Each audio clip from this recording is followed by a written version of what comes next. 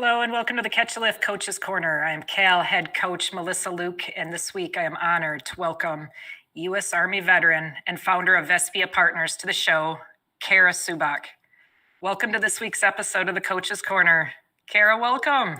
Thank you so much for having me on this program. I'm very excited to be here. Oh, we're so excited to talk to you. Thank you again for your time. Kara, let's jump right in. Why don't we start by having you tell us a bit about your life growing up and what ultimately led you to joining the Army? Fantastic. Well, both my parents were in the United States Air Force, and 9/11 happened my freshman year of high school. So, I just remember being in my classroom. It's actually my father's birthday. So I was up early to say goodbye to him that morning when it had all gone down. And I remember watching the TV live, and I'm from Arizona. So this was very early in the morning. I want to say it was 5 a.m. or so.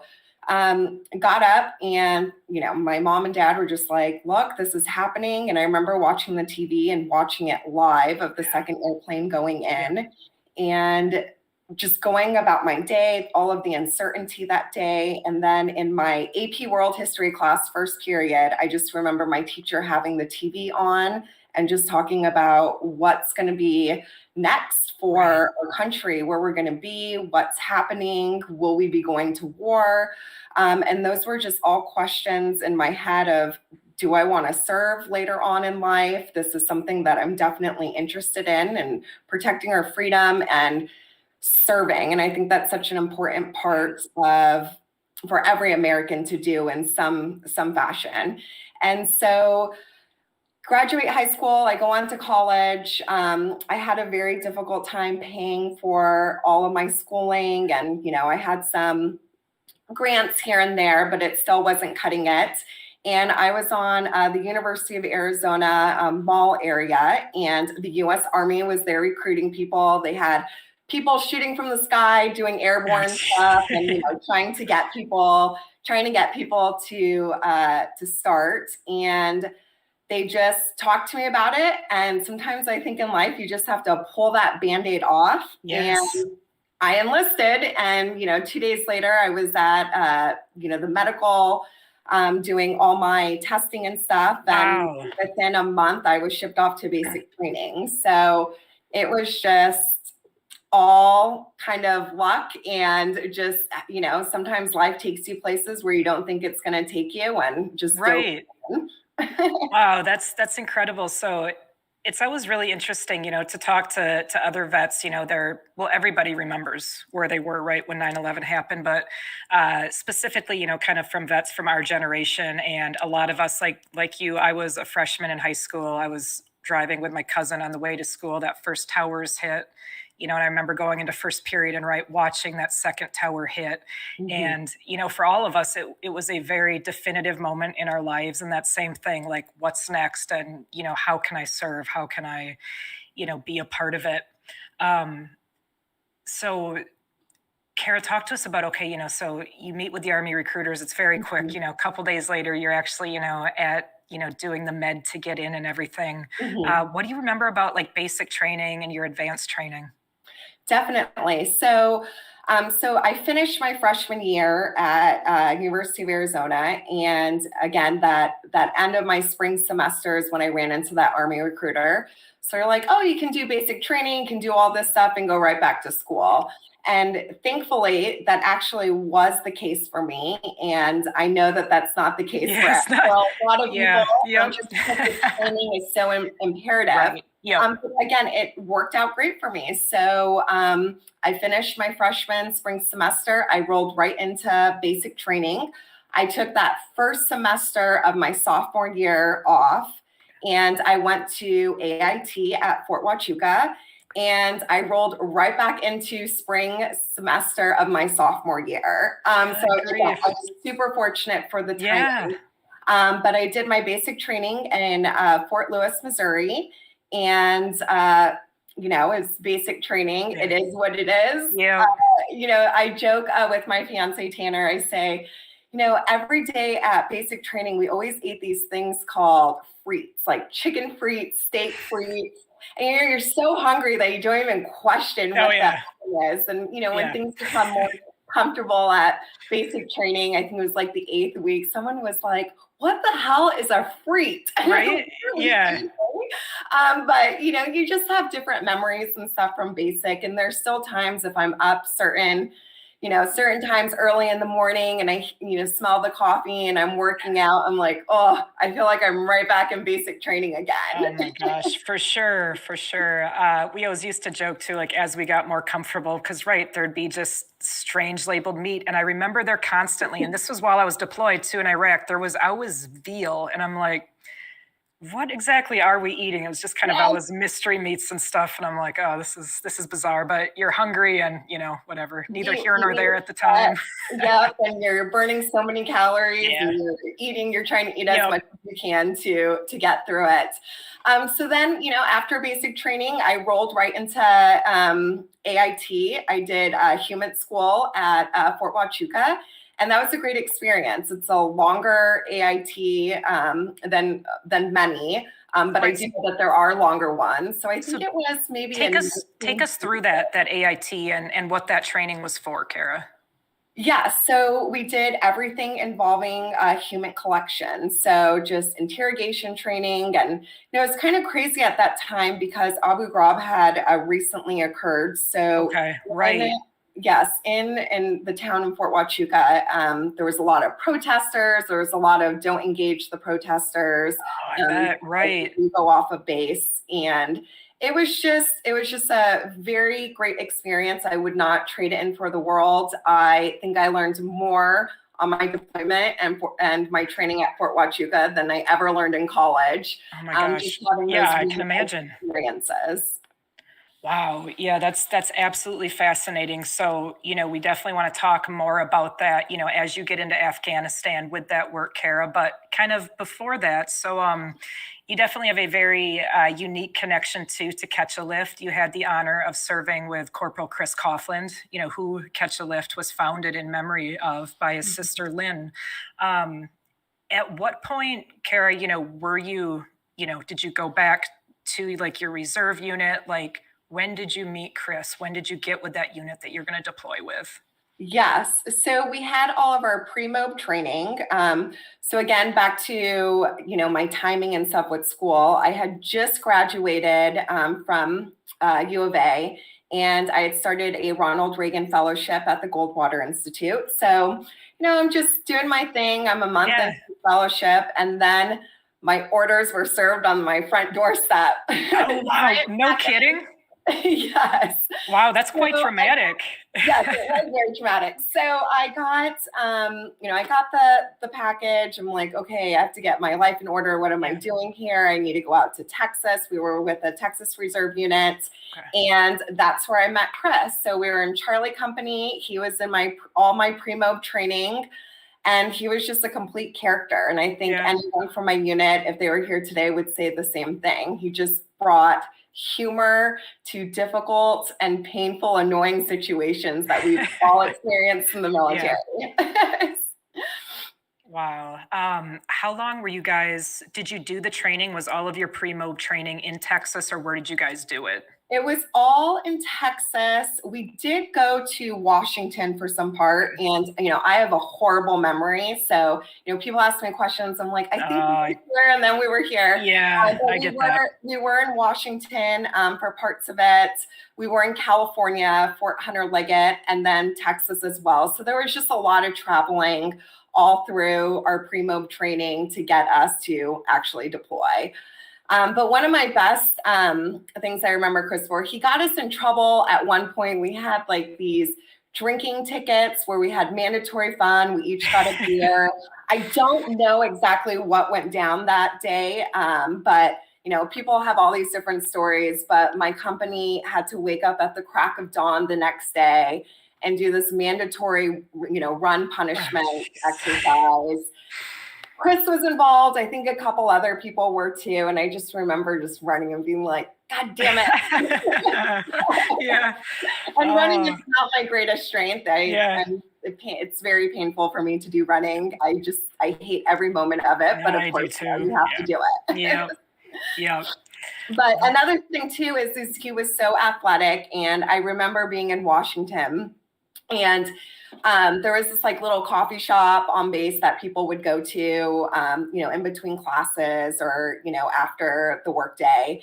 And he just was out running. And I just remember him passing by my friend and I, and he was just like, doing the Rocky chant in the air. And I was just like, look at Chris go. He's always working out. So yes, he was a great person to have in our unit to really bring that camaraderie there.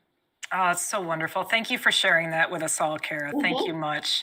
So talk to us about getting to Afghanistan and kind of walk us through that. What was that deployment like for you, Kara? Yes. Well, I'd say the biggest thing is the deployment just, I think, really hit everyone really hard, just because Chris was killed so early on. But, we got there, and I just remember waiting for a plane to get us. They kept feeding us endless amounts of Girl Scout cookies that were donated to us. I think I ate like maybe 2 boxes. Got a little chubby. So, we finally get there, and it's by the time we're actually like on the ground in Afghanistan, I remember it being like 2 to 3 a.m. and they're like, oh, there's places that serve food and stuff. And, you work up all your pre-mob training to finally get to that moment of being there.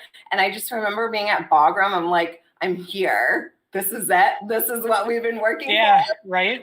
And, we went to this, the little place that was open there where you could get like a little sandwich and chips. And I just remember sitting there and I'm like, okay, we're not eating an MRE. We're not eating anything weird. Like, we're here in Afghanistan. This is just, it was such a foreign concept because you worked so hard to get there, and you just wanted to be there to start the countdown to go back to normal life. But again, Chris, we found out a couple of weeks later into the deployment, and maybe about 1 or 2 years ago, I wrote an op-ed about this that was in the National Review. But, it talks about how what happens when there's a blackout for comms and what that means. And I didn't know what it meant. And I remember my team leader saying, no one's allowed to talk to anybody, just totally lost in the sauce on what was going on. And, obviously we found out, and it was just completely devastating. I was at Bagram at the time before I was moved to another team later on in my deployment. So I was there for when Chris's body was brought back, and a lot of his close friends flew back in and got to carry him to the plane that took him back to Dover. And I just remember being there with the band playing the somber music and, saluting him as he was carried through, and then getting to say my last final moments to him on the plane. And just remember everyone just sobbing. And then it was, let's get back to work. We got a mission to do. We have lives to save. We gotta keep it going. So that hit hard, and it was just always a, what's going to happen next? Is someone else going to be next? It was just very on your toes about that. Yeah, I would imagine, especially like you said, it was so early into that deployment, when Chris's death occurred. What did you notice, Kara, did you notice dynamics within the unit kind of change after his death, or, not so much? What did you see from your end? I think everyone got closer together and just really took it. They talk about this all the time in Primo, being complacent. You get out there and you're just like, oh, whatever happens. I mean, you're obviously nervous. You're obviously scared if something's going to happen. And if someone says they're not, I totally think that's just like a front. I mean, everyone is anxious way underneath. And it was just reality hitting you in the face when that happened. And so I do think each team became closer. Again, we weren't like a normal unit where we were all together at the same time. We were all spread out through RC East of Afghanistan. Okay. So, a lot of us didn't see each other after, we flew off to our individual places from Bagram. So we were all just in different areas. And obviously, if you're in the same company, you kind of heard from your same team. But, Chris moved to Alpha Company. I was in a different company. And so I didn't really have that much contact with him after we deployed. Right. And I think that was the case for everyone else. Yeah. And so it was also very nice to see each other, everyone at the end of the deployment. It's just like we made I bet. Oh my gosh. Yeah. We'll come back together. Yeah. Kara, talk to us about your time individually in Afghanistan and working on the teams and kind of the work you were doing. Yes. So just doing a lot of, I guess, field interrogation intel work. So we all had our own translators. We were out there as a team, just on the ground efforts of, just really trying to prevent things from happening and just being support, of course, for infantry and all other resources that were on the ground. So I started off in Bagram, and then I moved to Bamiyan. So I was with the New Zealand Kiwis. We were the only U.S. team individuals there. So it was interesting being with NATO forces and getting to eat their food during, breakfast, lunch, and dinner. And we had pastry times in the afternoon. Another one of our teams, and this is all like what I've heard from them, but they were with the French and they had like wine and cheese hours. Oh my gosh. So where you have all different cultures and, coming in together and figuring out how they go about running their military. Yeah, that's fascinating.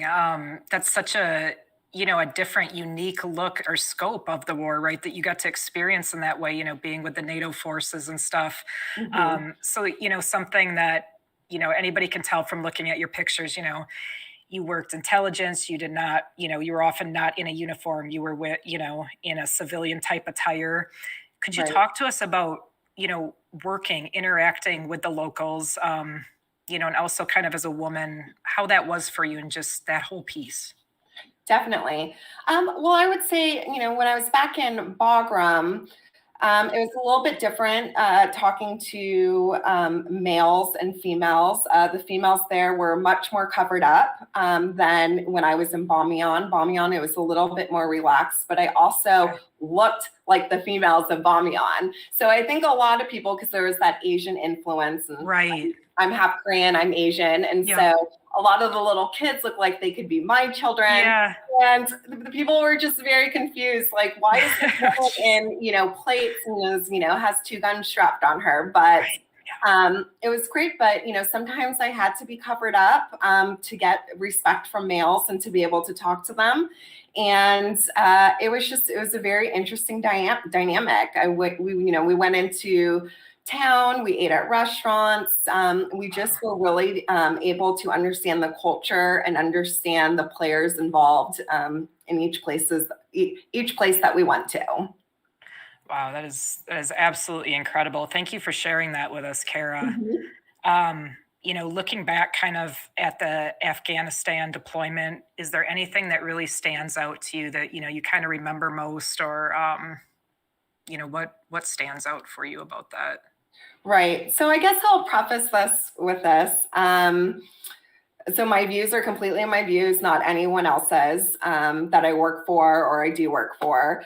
But I was very disgruntled after I got home from my deployment. I felt like we were there, we did the job, but didn't really know how much of a difference we were making, if it was worth it. I was very angry about Chris's death. Was his life worth it for this overall mission that we were a part of? And I was previously very involved in politics. I came back and was involved in politics, and I just became very disenchanted with everything. There was like a black cloud over me where I was just, thinking, how we're over here fighting a war.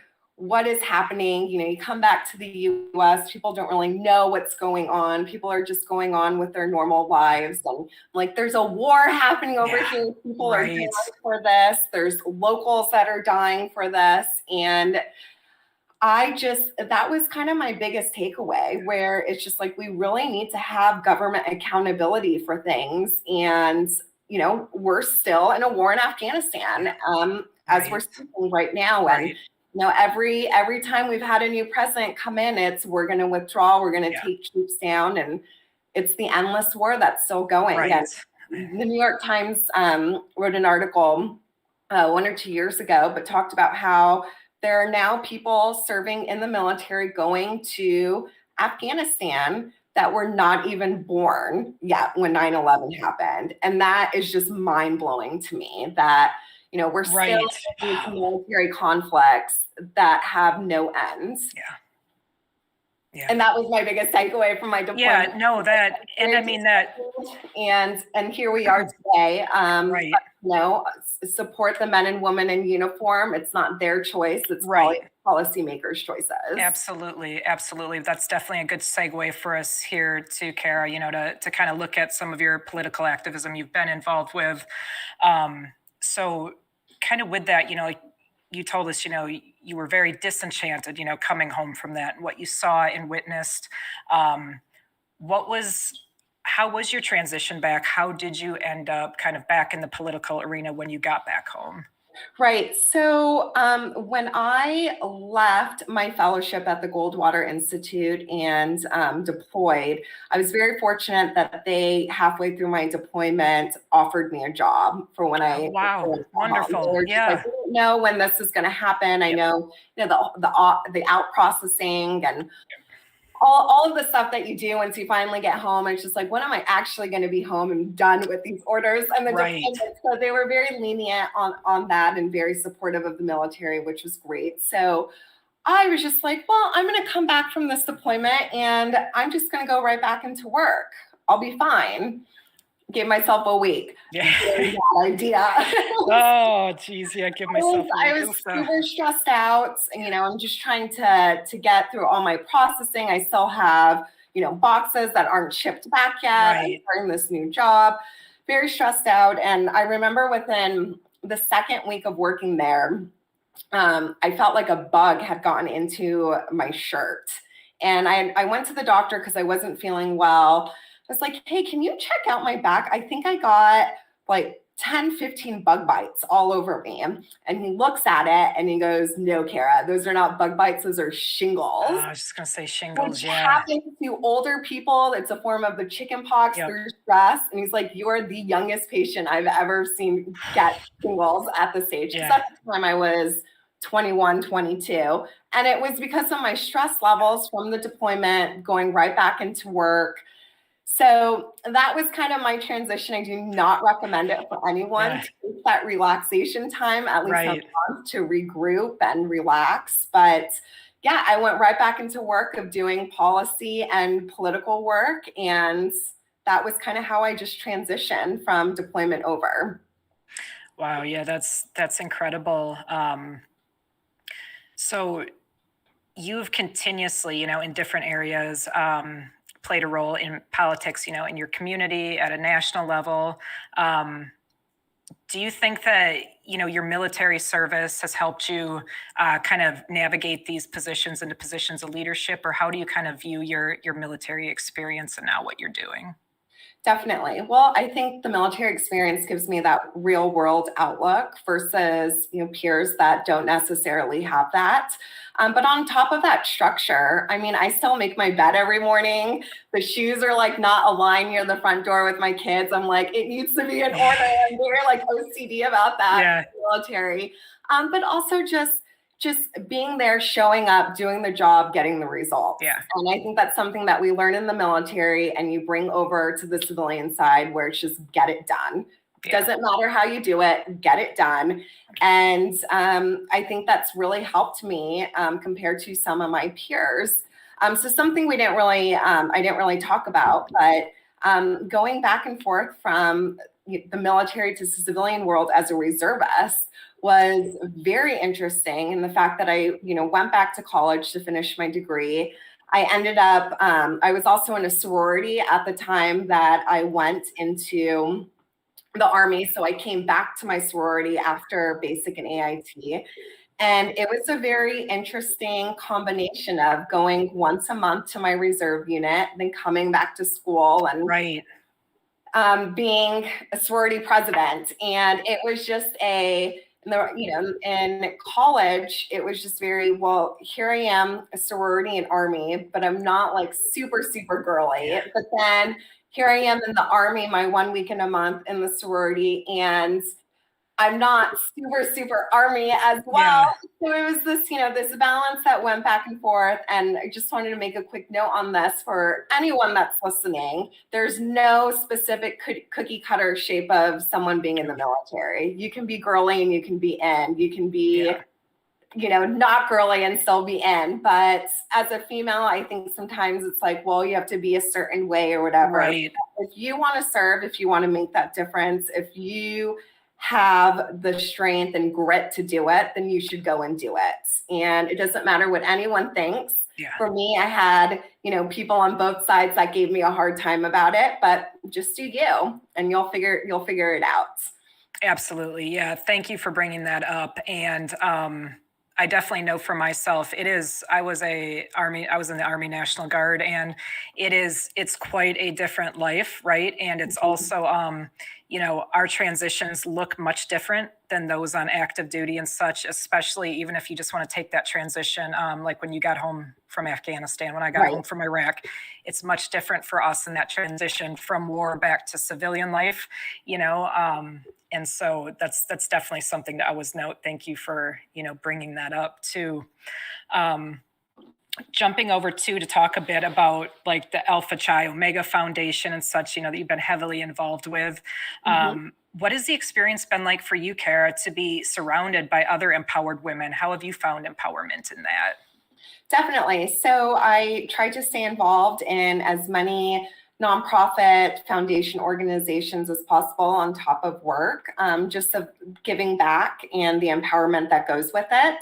And through Alpha Chi, again, that was a great experience through college. They have their alum chapter where they have the foundation, and just really staying on to help with their development program and being a part of it, of helping other females. And I think that's just a very important aspect, and something that I hope to do for the rest of my life moving forward. That's absolutely wonderful. And Kara, you currently serve as the GOP Director of Media Affairs. Could you talk to us about this position and what you do with that? Yes. So my primary focus with it is Asian Pacific Americans. So I do APA media nationally, of really just pushing our GOP message out and making sure that APA news outlets understand what the GOP is pushing out. So again, nationally, working with Chinese, Vietnamese, Korean, all sorts of APA newspapers, radio, TV, and getting that out, and just really trying to help others understand the Republican message. Wonderful. Thank you. So something that should be pretty evident to everybody, like myself included, listening to you, you were involved in just a number of things. You're also, you've got 2 little girls. You're very involved with them in their lives. Kara, how do you kind of manage all of this and just, be able to stay sharp and on point in all these different areas of your life? So I drink a lot of coffee, and I drink a lot of wine. It's crazy. I mean, usually I'm just like in, sweatpants and stuff with my hair up, like ready to scream. So it's a lot of work with the kids and the work-life balance. And, you hear all the time, oh, women can have it all. But in reality, women, I think, really do have to make a choice on, what do you want to focus on to make your priority? And my number one focus is always my girls. I mean, they haven't been able to do a lot of extracurricular activities the last year due to COVID. But in the past and moving forward, as things are opening, they're my number one priority, of making sure that they get to sports games or Girl Scouts, and just making sure that they become well-rounded individuals that will hopefully serve or, be in Greek life at some point. Yeah. But so that's the number one thing. And then everything else is secondary. So obviously work and everything, but just really having that planner, that to-do list, and time management. That's the best thing. Yeah. Kara, what what advice or what would you have to say to other women who are either transitioning completely out of the military, or maybe they just got home on a deployment, and I know you've kind of touched on it at different Mhm. points throughout, but I mean, if you could just kind of give them one message summed up, what would you tell our women coming out? To take the time to recoup from everything that just happened in your prior year and a half deployment. And most importantly, taking the skill set that you've learned from the military to be able to use it and transfer it into a civilian career.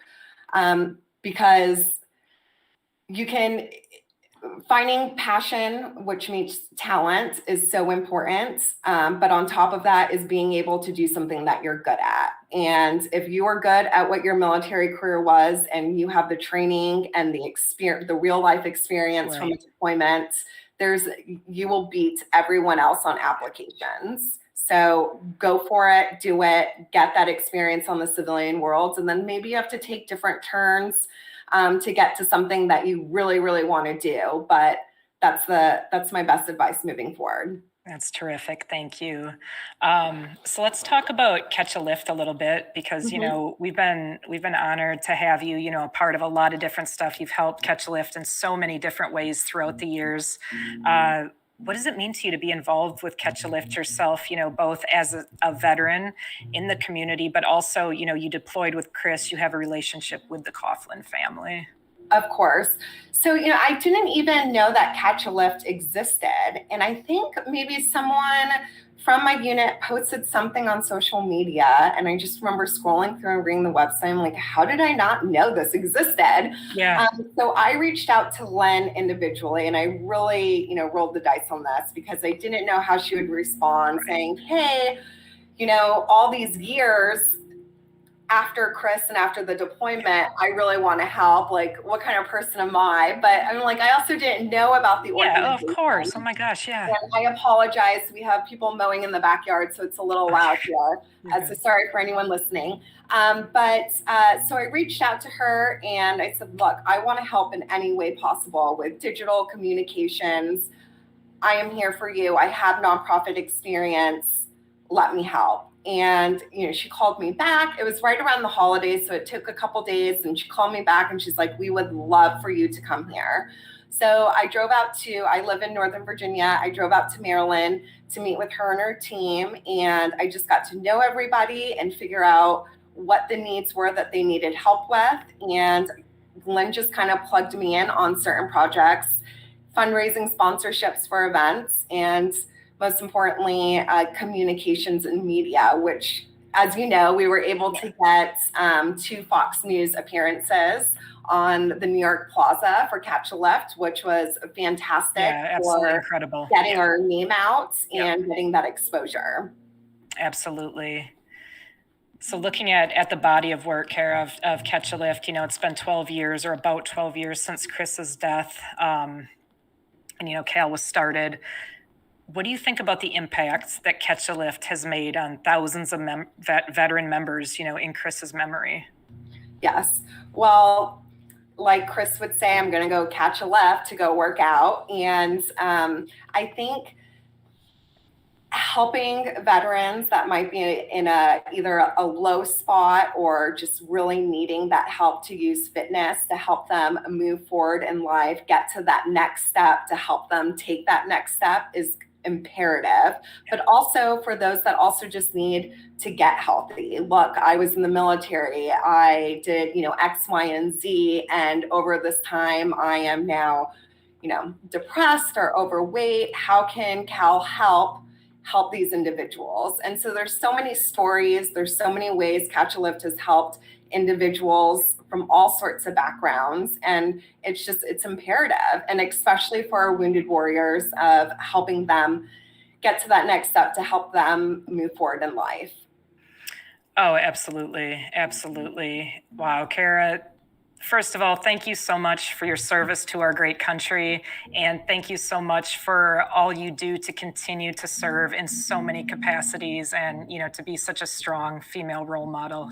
Thank you for that. Um, We're going to end there for this week. Thank you again, Kara, for sharing with us your light and your story. We will return next Wednesday at 1 Eastern Time with another new episode. Thank you to Clear Bridge for all your support of All Things Catch a Lift. Thank you to Lynn Coughlin, Henry Pomper, and Kaylee Nasiri for your work to make this podcast possible, and to everyone on the Catch a Lift team. And until next week, keep it real and stay Cal strong.